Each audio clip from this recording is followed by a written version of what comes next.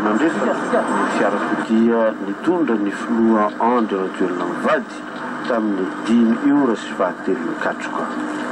Efa nialoha lalana teto amin'ny Villa Sila ny akamoaroa nireo mpikambana ao amin'ny gouvernemanta ndray niditra ny trano nisy ny razana ny rehetra. Volo marobe tokoa ireo mpiara-miasa akaiky amin'ny tompokilahy Jacques Sila. Kisan'izany ny avy amin'ny Lions Club efa gouverneur Rataolo i tompokilahy.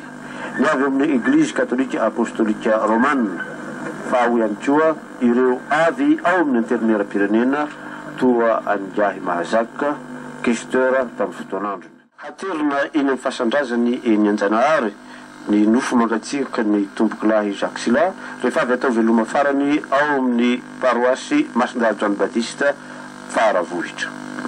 Fantatra fa dia ny alarobia zao zany no aterina alevina eny amin'ny eny Anjanahary ny nofo mangatsiaka ny tompokilahy Jacques Sila.